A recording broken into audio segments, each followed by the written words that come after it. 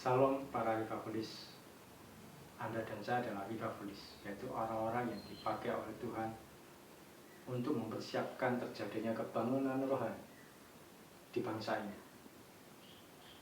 Revival Message pada kali ini saya akan bacakan dari Lukas pasal 22 ayat 12 sampai 13. Firman Tuhan mengatakan, "Lalu orang itu akan menunjukkan kepadamu sebuah ruangan atas yang besar yang sudah lengkap. Disitulah kamu harus mempersiapkannya." Maka berangkatlah mereka, dan mereka mendapati semua seperti yang dikatakan Yesus kepada mereka. Kisah ini berawal dari ketika Yesus dan murid-muridnya akan mempersiapkan perjamuan Paskah. Mungkin murid-murid itu adalah Petrus dan Andreas. Dia diberitahu oleh Yesus supaya pergi ke kota, dan kalian akan menemui seorang yang membawa kendi berisi air. Lalu tanyakan kepada orang itu, di manakah guru dan murid-muridnya akan mengadakan perjamuan Paskah? Dan orang itu akan menunjukkan kepadamu sebuah ruangan di atas yang lengkap, yang besar, dan tersedia segala sesuatu. Yesus dan murid-muridnya belum mengetahui siapa orang itu, di mana tempatnya juga mereka belum mengerti. Tapi jauh-jauh hari, atau maksudnya itu sebelum terjadi peristiwa itu, Yesus sudah mengerti segala sesuatunya. Apa dan siapa yang akan ditemui, tanpa harus mengenal orang itu, tanpa harus janjian lebih dulu. Dan akhirnya ketika murid-muridnya diutus ke kota, mereka mendapati segala sesuatu seperti yang Yesus perintahkan. Hari ini saya mau mengatakan bahwa Yesus Tuhan kita adalah Tuhan yang spesifik. Dia adalah Tuhan yang jelas, adalah Tuhan yang mempersiapkan segala sesuatunya dengan tepat, yang memperhitungkan segala sesuatunya dengan tidak main-main. Semua begitu detail dipersiapkannya bagi kita.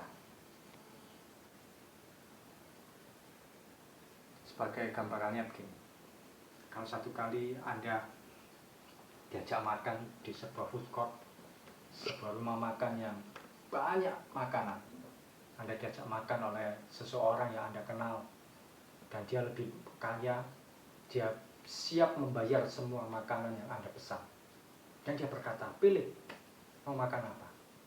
Apa yang Anda jawab? Saya yakin sebagian besar dari kita akan pilih, "Oh terserah, oh sembarang, saya ngikut saja." Bukankah itu akan membuat bingung orang yang mentraktir Anda, orang yang mengajak Anda makan? Loh, dikasih pilihan malah jawab terserah. Satu kali saya punya rahasia untuk menjawab pertanyaan atau ilustrasi dari saya. Saya diajak makan oleh seorang teman yang menurut saya lebih mampu dari saya. Lebih mampu secara keuangan. Dia mengajak saya untuk datang ke sebuah food court yang besar, yang terkenal di Surabaya. Dan dia berkata pada saya, "Silakan pilih mau makan apa." Rahasianya yang saya lakukan begini. Saya akan lihat di buku menu mana makanan yang belum pernah saya beli, yang belum pernah saya nikmati, tapi kelihatannya enak. Buat apa saya milih rawon? Buat apa saya milih soto atau nasi goreng? Itu lewat. Itu saya bisa beli sendiri. Saya akan beli makanan yang mahal, yang mungkin minimal bistik atau orang-orang fried chicken yang mahal, karena saya dibayar. Kalau minum, saya nggak akan pilih es teh atau es jeruk. Buat apa? Saya bisa bayar sendiri itu. Saya akan pilih minuman minimal jus, akan dibayari. Jadi saya akan menikmati sesuatu yang istimewa, yang enak, yang nyaman. Demikian juga dengan Tuhan. Ketika Dia bertanya kepada kita, "Apa yang kau mau dariku?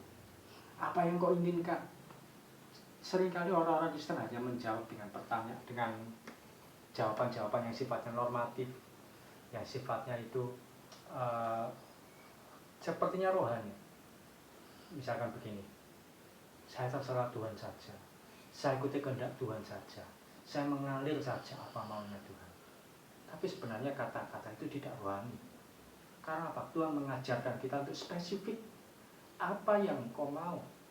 Apa yang kau inginkan? Dan mestinya kita menjawab dengan tepat. Saya ingin ini Tuhan, saya ingin ini Tuhan. Dan itu baru rohani menurut saya. Karena Tuhan kita adalah Tuhan yang spesifik. Saya sejak mengerti kebenaran ini, saya ubah kata-kata saya. Jadi ketika saya berdoa, saya mulai meminta sesuatu yang spesifik. Dulu ketika saya belum menikah, teman-teman saya sering bertanya, bagaimana kamu menikah, kapan? Saya sering menjawab begini, sebelum umur 30 tahun, saya akan menikah. Walaupun waktu itu belum punya pasangan, belum punya pacar, atau mungkin masih sedang dalam tahap pendekatan, saya akan ngomong sebelum 30 tahun, saya akan menikah.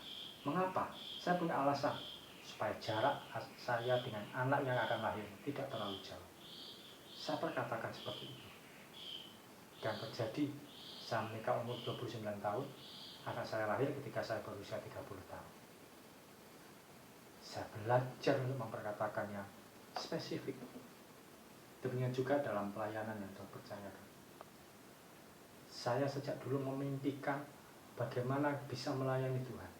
Saya melihat orang-orang yang melayani Tuhan itu rasanya menyenangkan, ada kebanggaan. Di dalam hati saya itu rasanya senang ketika bisa membagi hidup bagi orang lain. Ini bukan masalah cari uang, bukan masalah cari nafkah dari pelayanan, bukan. Saya melihat satu sosok di kota kami, di Surabaya, ada seorang hamba Tuhan yang fenomenal, yang terkenal, bahkan terkenal di seluruh Indonesia. Namanya Pendeta Jeremia Lim. Beliau ini membagi hidupnya untuk anak-anak Tuhan di berbagai kota. Dan saya melihat begitu bahagia orang yang membagi hidupnya untuk orang lain. Dia keliling di Indonesia, keliling di berbagai kota, di berbagai tempat untuk membangkitkan semangat orang-orang untuk mengikut Tuhan. Apalagi kalau waktu itu hari Minggu sore, jam 4 sore, jam 3 atau jam 4 sore, saya agak lupa, di salah satu stasiun TV, beliau menyampaikan firman Tuhan di acara Mimbar Rohani Kristen. Bapak Jeremia Lim menyampaikan firman Tuhan dengan penuh semangat, dengan penuh hati yang menyala-nyala. Dan saya yang waktu itu masih kecil, ketika melihat tayangan itu saya berkata, saya ingin seperti dia. Dan melalui berbagai proses, melalui berbagai pembentukan, Tuhan izinkan saya melayani dia. Bahkan sejak tahun 2015 sampai hari ini, Tuhan percayakan pelayanan yang kami beri nama Mitspa Ministry itu boleh menjadi berkat, bukan hanya untuk orang-orang yang ada di sekitar kami di Surabaya, tapi juga di luar kota, di luar pulau, bahkan untuk mereka yang ada di luar negeri. Kami boleh menjadi berkat bagi puluhan bahkan ratusan orang yang boleh kami layani. Bahkan kami pernah melihat satu data, orang-orang yang kami layani sampai mencapai angka 1000 lebih. Semua karena kasih karunia Tuhan. Untuk pembelajaran kali ini saya mau sampaikan, mari kita belajar untuk memikirkan sesuatu yang positif, yang spesifik, yang jelas. Impikan itu secara detail, impikan itu secara tepat, impikan itu secara spesifik. Maka satu kali itu akan terjadi, karena impian Anda yang detail, yang spesifik itu dibuai oleh kekuatan Roh Kudus. Maka akan terjadi sesuatu yang dahsyat, sesuatu yang luar biasa. Dan ketika terjadi, Anda akan bersuka cita di dalamnya, karena ada ribuan proses yang terjadi di belakang Anda, dan hari itu Anda menuai hasilnya. Mari kita berdoa. Tutup mata Anda, taruh tangan kanan Anda di dada. Tuhan Yesus, kami berdoa buat setiap anak-anak-Mu. Taruh hati mereka, Tuhan, taruh di dalam hati mereka impian yang besar, impian yang spesifik, impian yang penuh iman, supaya kami boleh berjalan mengikut Engkau secara tepat, secara spesifik, dan tidak lagi ngambang, tidak lagi gelambiar, tapi kami mau berjalan sesuai apa yang Tuhan rencanakan bagi kami. Ajari kami Tuhan untuk berjalan dengan tepat, dengan spesifik, sebagaimana rencana-Mu yang indah itu dinyatakan atas kami. Di dalam nama Tuhan Yesus kami berdoa dan mengucap syukur. Amin. Bapak, Ibu, dan saudara terkasih, dalam nama Tuhan Yesus, jangan pernah takut memimpikan yang besar, sebab Tuhan kita adalah Tuhan yang sangat besar dan maha besar. Jangan pernah memimpikan yang kecil, impikan yang besar, impikan yang spesifik, pikirkan yang benar, pikirkan yang detail. Tetap setia sampai garis akhir. Tuhan Yesus memberkati.